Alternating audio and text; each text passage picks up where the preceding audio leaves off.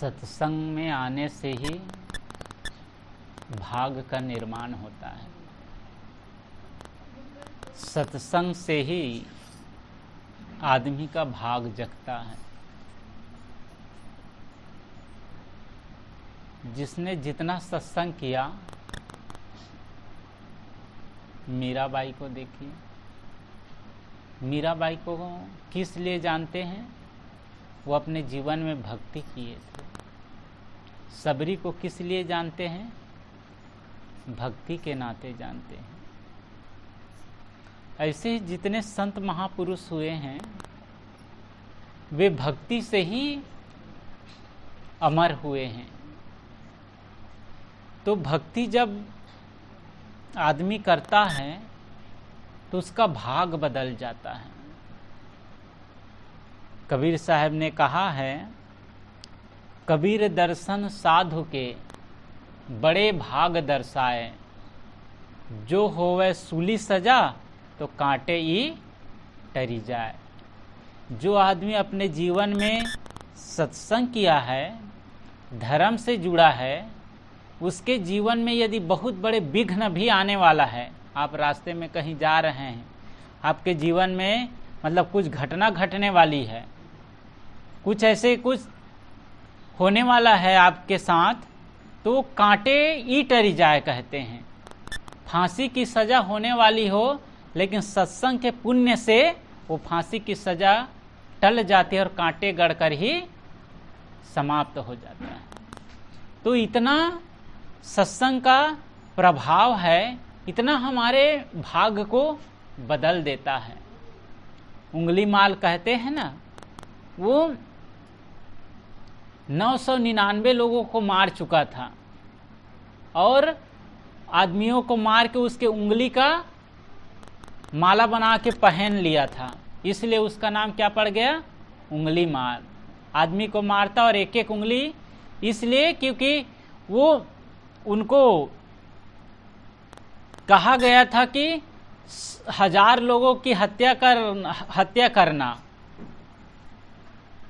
उसका कहानी तो बहुत लंबी है। वो बचपन में, वो विद्यार्थी जीवन गुरुकुल में पढ़ता था, तो बहुत योग्य था।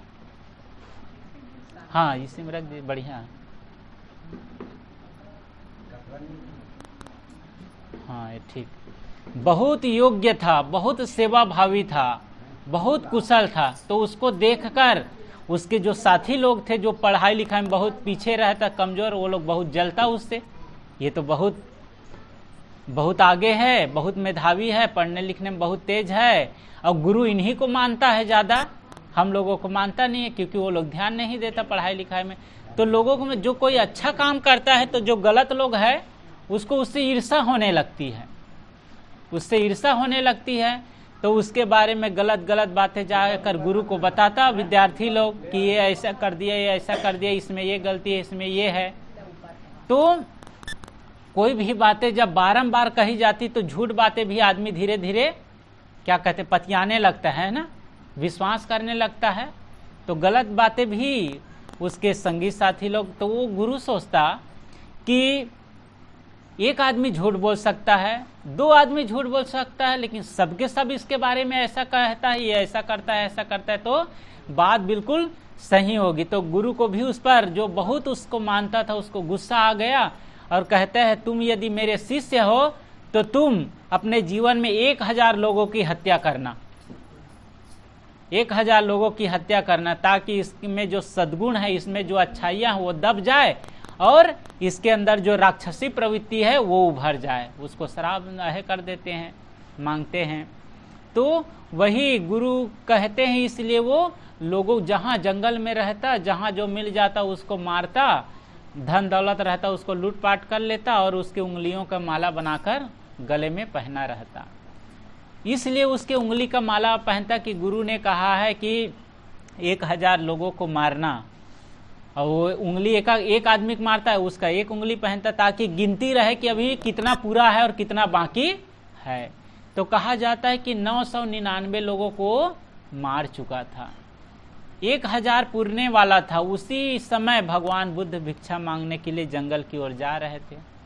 तो वो अचानक आ जाते हैं, कहते हैं ठहर जाओ।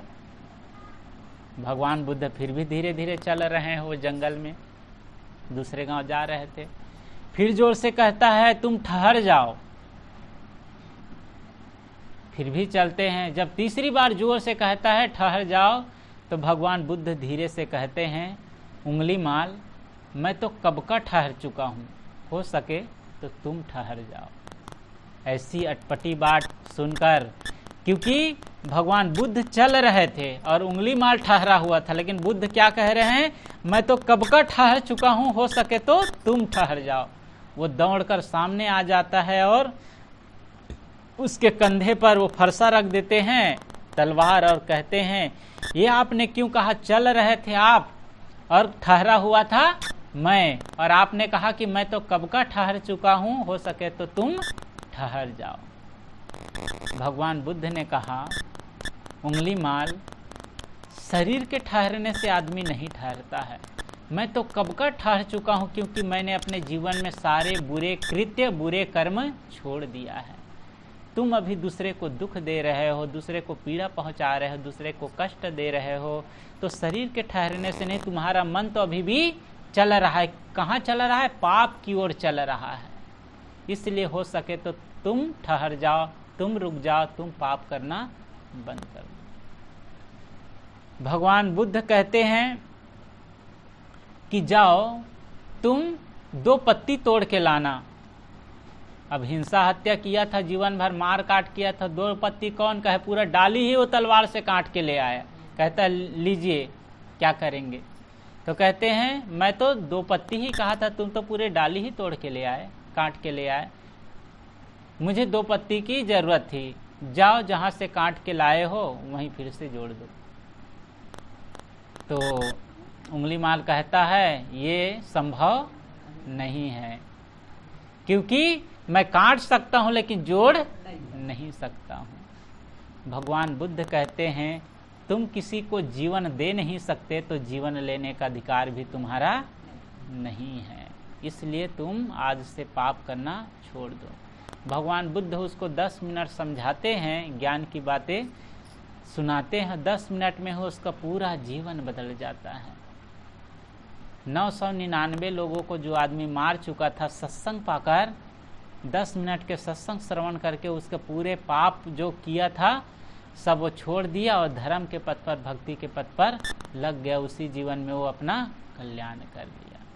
हम सब कितने लोगों को मारे हैं, किसी को नहीं मारे हैं ना, तो हमारे भाग तो और जल्दी बदल जाएगा।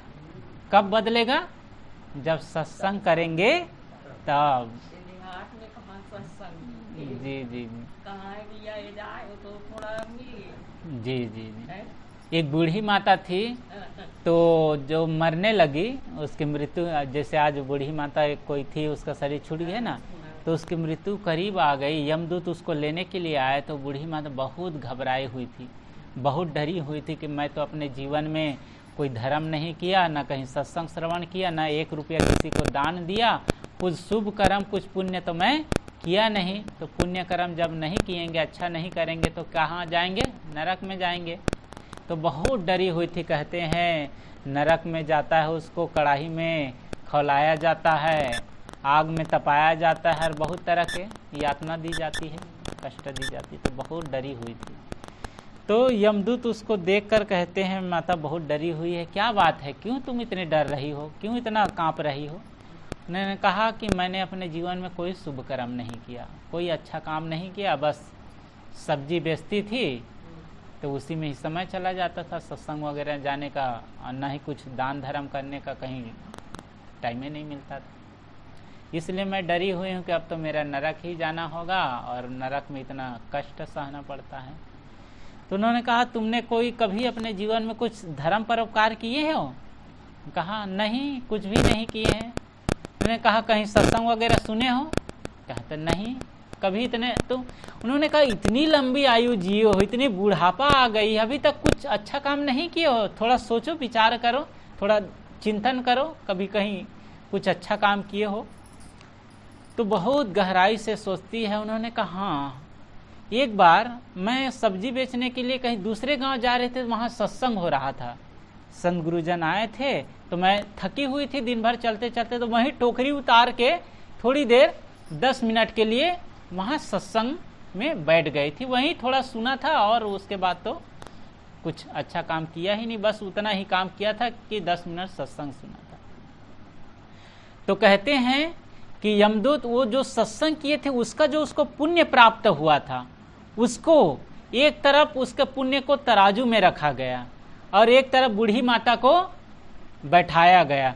तो जो सत्संग के जो पुण्य का प्रभाव था वो नीचे हो गया और बूढ़ी माता ऊपर उठ गई। तो पुण्य कहा जाता है कि पुण्य का प्रभाव इतना होता है कि थोड़ा ही 5 मिनट ही हम सत्संग श्रवण करते हैं तो वो हमारे किस्मत को, हमारे भाग्य को बदल देता है।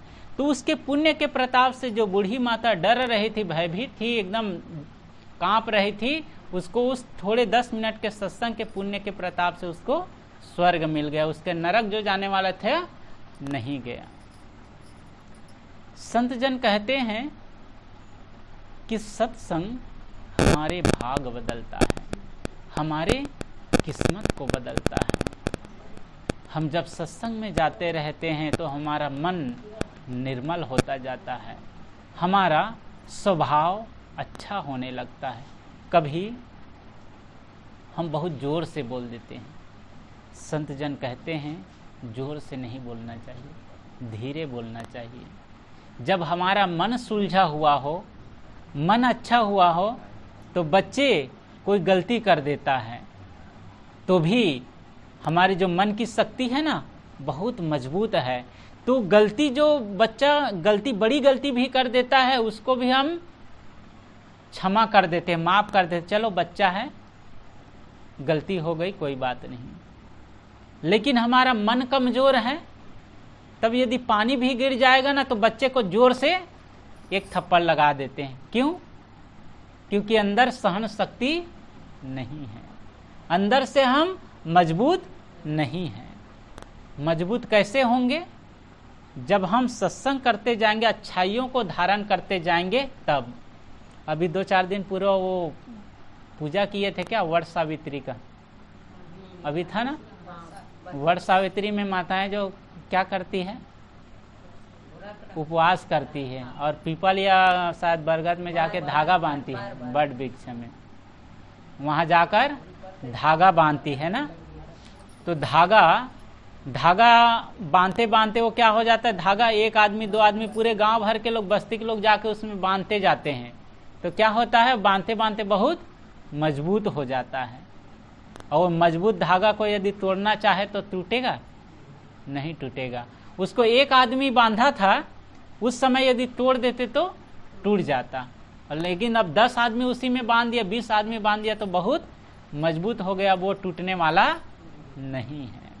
इसी प्रकार जब हम अच्छाई करते जाते हैं तो हमारे अच्छे करने की आदत मजबूत होती जाती है, और जब आदमी बुराई करता है तो बुरा करने की आदत भी बहुत मजबूत होता है। कोई आदमी गुटखा खाता है, अब उसको ऐसे समझाओ तो समझता ही नहीं। गुटखा खाने वाले आदमी को मुंह देखो चूल्हे के समान हो जाता है। चूल्हा में जलाते हैं ना, पत्ती डाल देते हैं, लकड़ी डाल देते हैं, छेना डाल देते हैं, कंडा डाल देते हैं, तो कैसे चूल्हा हो जाता है, पीला, काला पीला हो जाता है ना। गुटखा खाने वाले आदमी के मुंह को देखो कैसे दिखता रहता है, बड़ा बेढंगा दिखता रहता है। वो कभी गुटखा खा लेता है, कभी बीड़ी पी लेता है, कभी पान खा लेता है, कभी सिगरेट पी लेता है, और ऐसे करते करते उसका मुंह एकदम खराब हो जाता है, जैसे चूल्हा में आग जलाए रहते हैं ना वैसे। तो सभ्य व्यक्ति के दांत को देखे तो मोती के समान चमकता है ना, सुंदर प्रकृति। जब हम जन्म लिए थे हमारा दांत देखे, छोटे छोटे बच्चे के दांत कितना चमकता है। तो परमात्मा ने, कुदरत ने हमें कितना सुंदर मूर्ति गढ़ के भेजा था, और हमने उसको कैसे बना लिया। कोई आदमी मंदिर में जाके गुटखा का पाउच चढ़ाता है क्या? नहीं चढ़ाता है ना। पान चढ़ाता है क्या? नहीं चढ़ाता। क्यों नहीं चढ़ाता है?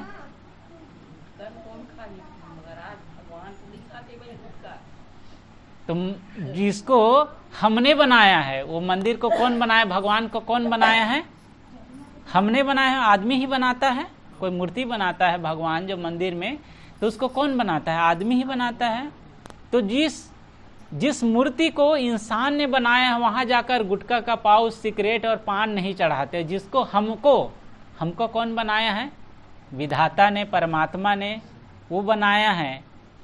और भीतर बैठा है भगवान। कहाँ है? भीतर बैठा है भगवान। और उसको क्या क्या चढ़ा रहे हैं आदमी? क्या क्या चढ़ाता है आदमी? देखिए पान ठेला के पास जाकर देखिए क्या क्या।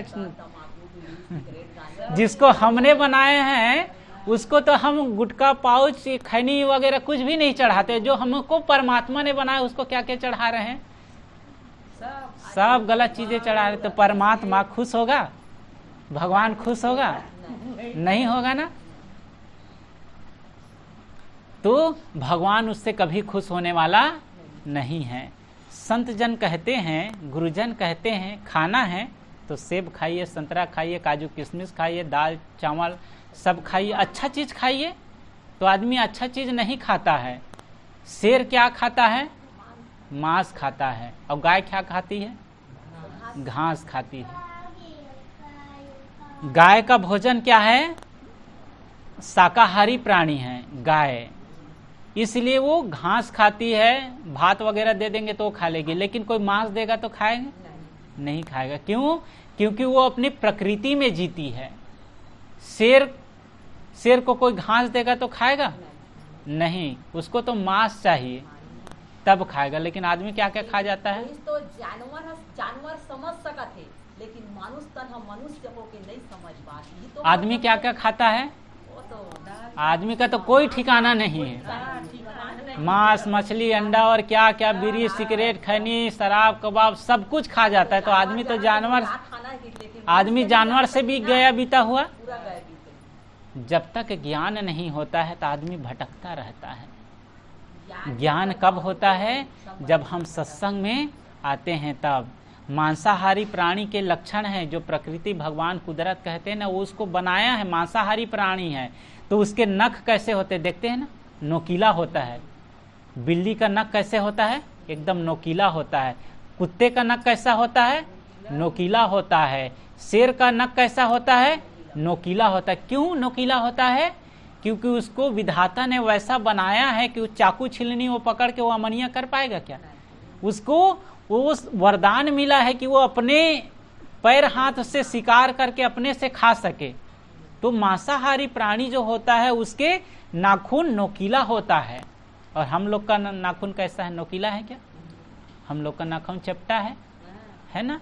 तो हमको भगवान ने मांसाहारी प्राणी नहीं बनाया। मांसाहारी प्राणी को रात में दिखाई पड़ता है, तभी तो शिकार करता है। रात में जाता है। सर्प को देखिए रात में निकलता है ना। बिल्ली को देखिए, कुत्ता को देखिए, हमको दिखाई नहीं पड़ेगा, लेकिन वो सोया रहेगा। कोई भी आहट मिलेगा वो अंधेरे में ही वो देख लेगा और भौंकना शुरू कर देता है। सियार को देखिए, शेर को देखिए, तो वो उसको रात में दिखाई पड़ता है। मांसाहारी प्राणी को पसीना नहीं आता है। हमको तो देखिए गर्मी में कितना पसीना आता है। मांसाहारी प्राणी को पसीना नहीं आता है। मांसाहारी प्राणी के एक ही आंत होती है और हमारी आंतें 2 आंतें होती है।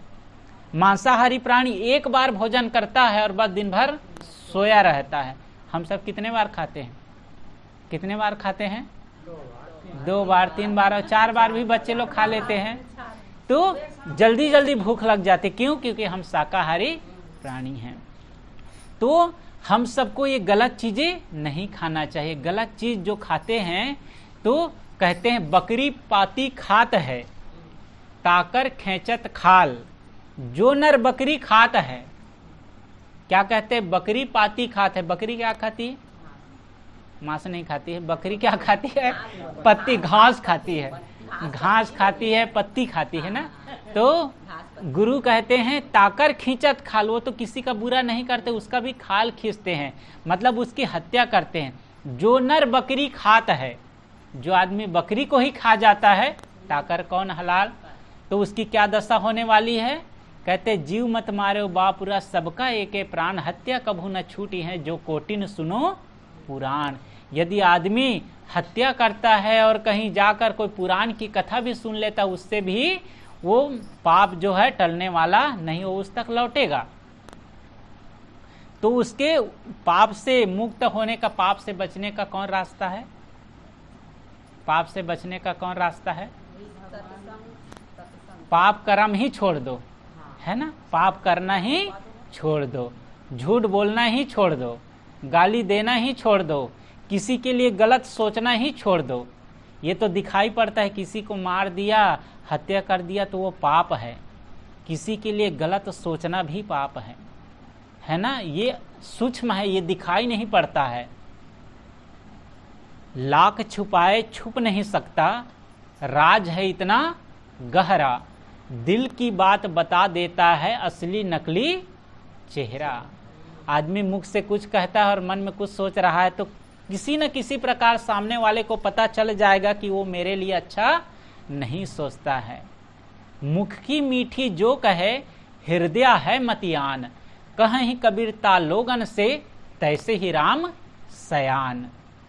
तो किसी के लिए बुरा सोचना भी नहीं है, गाली देना तो ये तो दिखाई पड़ता है कि आदमी किसी को झगड़ा कर रहा है, गाली दे रहा है, ये तो दिखाई पड़ जाएगा, ये तो सुनने में आ जाएगा। लेकिन सोचना, जो सोचता है उसको कोई देख पाता है क्या? वो क्या होता है, जो सोच होता है मन के, वो क्रिया से पता चलता है। जो आदमी यदि गलत सोच रहा है तो गलत करेगा ही। चोर आदमी कब बनता है? चोर आदमी चोरी करने के बाद बनता है कि पहले से चोर बन जाता है? पहले से चोर होता है। कैसे चोर होता है? जब मेरे मन में चोरी करने का भाव आएगा तभी तो मैं चोरी करूंगा। बिना चोरी करने का भाव, बिना किसी को झगड़ा आदमी कब करता है? पहले कितने बार उसके लिए वो सोचता रहता है मने मन, और जैसे ही कोई ऐसे निमित्त मिला कि जो भीतर मन में बैठा है ना, वो तुरंत खट से वाणी के माध्यम से निकल आता है। तो आदमी पहले चोर, शराबी आदमी कब होता है? शराब पीने के बाद नहीं, पहले मन से शराबी हो जाए, तभी तो वो मन की जो सोच है उसको शराब खाने तक ले जाएगा। मन, हाँ, तो ये मन से ही क्रिया होती है। क्रिया करने का क्या 3 है साधन, क्या है? वाणी से, शरीर से और मन से। तो मन से आदमी को किसी के लिए गलत नहीं सोचना चाहिए, यह भी पाप है।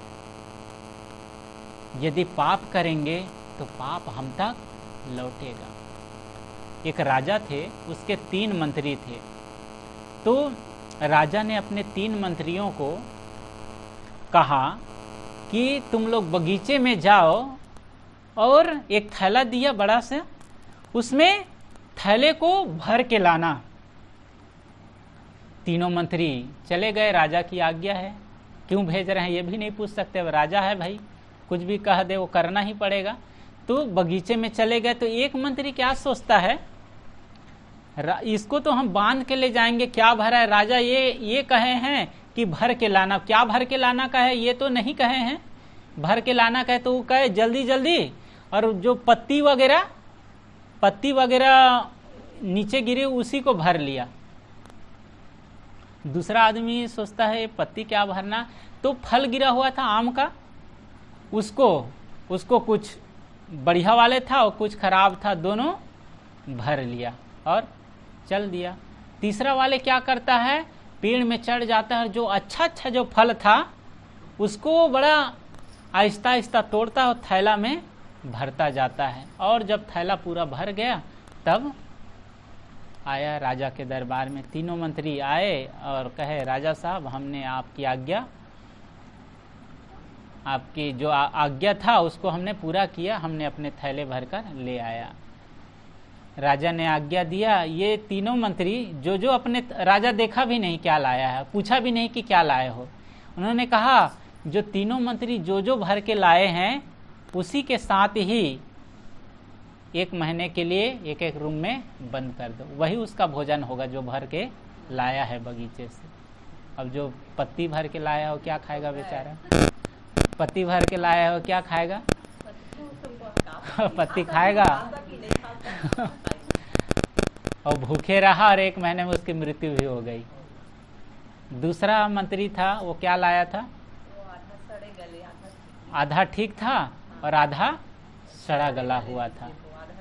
तो जब तक बढ़िया था तब तक तो खाया, अब वो खत्म हो गया तब क्या करे, वो सड़ा गला था उसको खाना पड़ा। कहते हैं ना मरता तो क्या ना करता, तो सड़ा गला को भी खाया और पूरा बीमार पड़ गया, एकदम उसकी हालत बिल्कुल खराब हो गई, 1 महीने में पूरा स्वस्थ हो गया। और जो तीसरा आदमी था वो बढ़िया बढ़िया फल को लाया था, ताज़ा ताज़ा फल को लाया था, तो खा खा के और बढ़िया स्वस्थ हो गया था और बढ़िया मोटा ताज़ा हो गया था, काम धाम कुछ करना नहीं, बैठे बैठे खाओ तो बढ़िया हो गया था। ये 3 लोग, ये उदाहरण हुआ। जो आदमी गलत करता है, अच्छा कभी नहीं करता है, तो उसकी क्या होती है, उसको गलत ही मिलता है। उसका जीवन जो मिला था अवसर पुण्य कमाने का, पुण्य नहीं कमा पाया, वो जीवन ऐसे ही बीत गया, तो कहाँ जाएगा, कीड़े मकोड़े के खाने में चला गया। दूसरा आदमी क्या किया था, कुछ अच्छा लाया था और कुछ खराब लाया था। दूसरा आदमी क्या करता है, कभी मंदिर में चला जाता है, कभी थोड़ा पूजा भी कर देता है और कभी दान धर्म भी कर देता है, कभी गाली भी दे देता है, कभी मीठा भी बोल देता है, तो कभी अस्वस्थ रहता है, कभी बीमार भी पड़ जाता है। तो वो उसके जीवन में क्या आता है, कभी बहुत उसके जीवन में दुख आ जाता है, कभी सुख आता है। कहते हैं ना दुख सुख, दुख सुख कैसे है, जैसे दिन और रात की तरह। तो उसके जीवन में कभी दुख आता है, कभी सुख आता है। किसके जीवन में, कभी वो पाप भी करता है, कभी पुण्य भी करता है। और तीसरा आदमी जो केवल अच्छा फल लाया था, वो तीसरा आदमी है जो हमेशा शुभ करता है, अच्छा ही करता है, बुरा करता ही नहीं, उसी का कल्याण होता है, उसी की मुक्ति होती है। सदगुरु संत जन कहते हैं, ये सत्संग जब हम श्रवण करते हैं तो हमारा भाग जगता है और सारे बुरे कर्म, सारे बुरे कृत्य छूट जाता है। तो इसलिए आदमी को रोज, अभी कह रहे थे माता जी, कोई आए या ना आए, रोज वो आती है, यहाँ पाठ होता है तो श्रवण करती है। ये पुण्य का अकाउंट है। ये जो अकाउंट में हम जमा करते हैं ना बैंक में, तो शरीर छूट जाता है, वो किसका हो जाता है, वो पैसा किसका हो जाता है, जो जमा करके रखें। जब शरीर छूट जाएगा तो जिसका नामनी दिए हैं, हम नहीं रहेंगे, तो वो बच्चे का नाम, पत्नी के नाम या और किसी के नाम में होता है। जिसके नाम में नामनी होता है उसी का वो पैसा हो जाता है। लेकिन ये वाले जो धर्म का अकाउंट है ना, इसमें नामनी नहीं होता है, इसमें नामनी नहीं होता है। जो आदमी करता है उसी को ही मिलता है, इसमें नामनी वाला ऑप्शन रहता ही नहीं है। ये नहीं कहेगा कि हम सत्संग कर लेंगे तो हमारे बेटे को पुण्य मिल जाएगा, पति सत्संग श्रवण कर लेगा तो पत्नी को मिल जाएगा। नहीं, पति भोजन करेगा तो पति का पेट भरेगा और पत्नी भोजन करेगी तो पत्नी का पेट भरेगा। इसमें उधारी चलता नहीं है।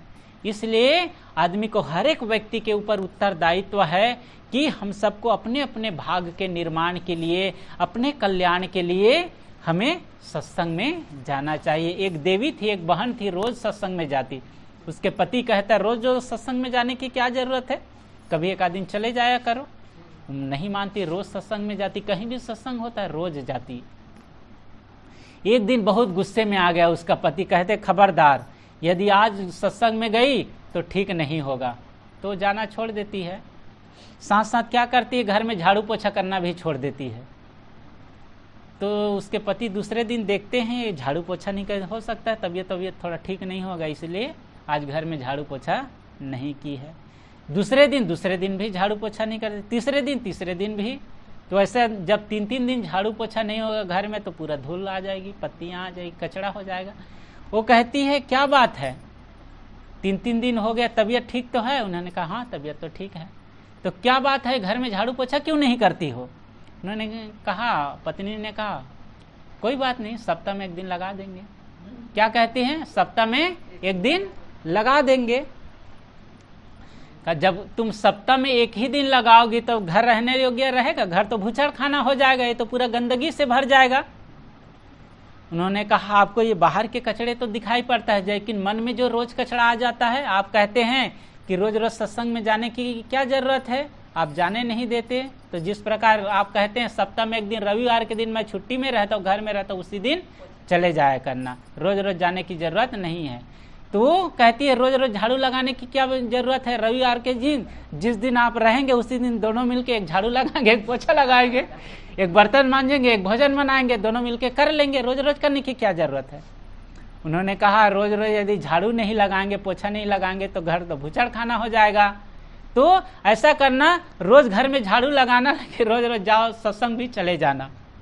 उस दिन उन्होंने, पत्नी ने समझाते हुए कहा आपको बाहर के कचड़े तो दिखाई पड़ रहा है, लेकिन मन में हमारे कचड़े आ जाते हैं, मन में विकार आ जाते हैं, ये आपको दिखाई नहीं पड़ता है। जिस प्रकार बाहर रोज सफाई करने की जरूरत है, इसी प्रकार मन में कचड़े आ जाते हैं। ये जब सत्संग श्रवण करते हैं तब ज्ञान मिलता है, तब मन की सफाई होती है, मन स्वच्छ रहता है, मन निर्मल रहता है, मन पवित्र रहता है। तो जिस प्रकार हमको रोज नहाते हैं, रोज भोजन करते हैं, रोज खाते हैं, रोज सारा काम करते हैं, इसी प्रकार रोज सत्संग भी उतना ही जरूरी है। विद्यार्थी होता है वो 3 घंटे की पढ़ाई, 3 घंटे की एग्जाम के लिए, परीक्षा के लिए साल भर पढ़ाई करता है।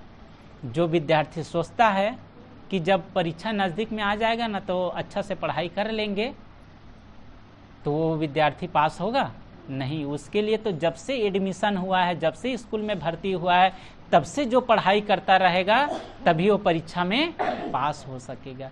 इसी प्रकार जो व्यक्ति जीवन भर भक्ति करता है, सत्संग करता है, वो अंत समय में, मृत्यु के समय वही याद रहेगा।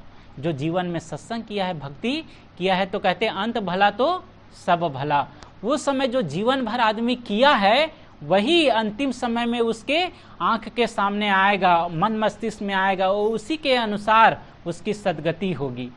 कहते हैं ना कि पहले माताएं जो कुआं में पानी भरने जाती थी तो पूरी बाल्टी, पूरी रस्सी कुएं में गिरा देती थी। अपने हाथ में कितना रस्सी रखती है, कितना रस्सी रखती, छोटी सी 4 अंगुर रस्सी हाथ में रखती। उसी 4 अंगुर रस्सी के सहारे पूरी बाल्टी और पानी को भी कुएं से खींच लेती है। धर्म के 4 अंगुल रस्सी हमारे हाथ में हो तो ये संसार रूपी कुएं से हम अपने जीवन को निकाल लेंगे। ये संसार की भवधारा में जीवन बहेगा नहीं, पाप में बहेगा नहीं। ये 4 अंगुल धर्म की रस्सी हमारे पास में हो तो हमारा कल्याण है, हमारी मुक्ति है। आइए एक छोटा सा भजन श्रवण करते हैं, फिर साहेब जी के विचार श्रवण करेंगे।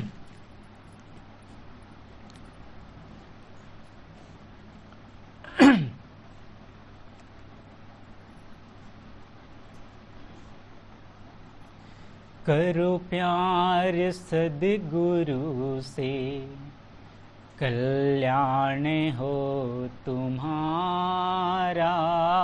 करो प्यार सद्गुरु से, कल्याण हो तुम्हारा। दामन उसी का थाम हो, सच्चा वही सहारा। करो प्यार सद्गुरु से, कल्याण हो तुम्हारा। करो प्यार सद्गुरु से। दुनिया की सब बड़ाई किसी के न काम आई। दुनिया की सब बड़ाई किसी के न काम आई। तू कहाँ फिरे है भूला, तू कहाँ फिरे है भूला।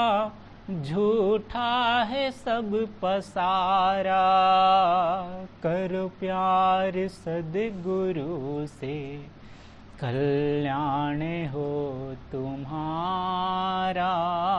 करो प्यार सद्गुरु से। चलती सराय में क्यों तो दिल लगाए बैठा। चलती सराय में क्यों तो दिल लगाए बैठा। सुनता नहीं है क्या तू, सुनता नहीं है क्या तू। बजा कूच का नगाड़ा, करो प्यार सद्गुरु से, कल्याण हो तुम्हारा, करो प्यार सद्गुरु से।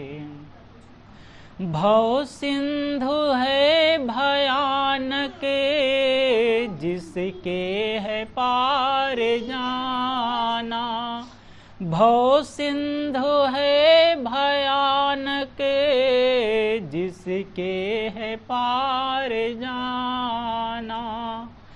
मल्लाह के बिना तो, मल्लाह के बिना तो मिलता नहीं सहारा, करो प्यार सद्गुरु से, कल्याण हो तुम्हारा, करो प्यार सद्गुरु से, कल्याण हो तुम्हारा। औरों की आस छोड़ो, उल्फत गुरु से जोड़ो, औरों की आस छोड़ो, उल्फत गुरु से जोड़ो। हम दास हैं गुरु के, हम दास हैं गुरु के, और सद्गुरु हमारा, करो प्यार सद्गुरु से, कल्याण हो तुम्हारा, करो प्यार सद्गुरु से। दामन उसी का थामो, दामन उसी का थामो, सच्चा वही सहारा, करो प्यार सद्गुरु से, कल्याण हो तुम्हारा, करो प्यार सद्गुरु से। बोलिए सद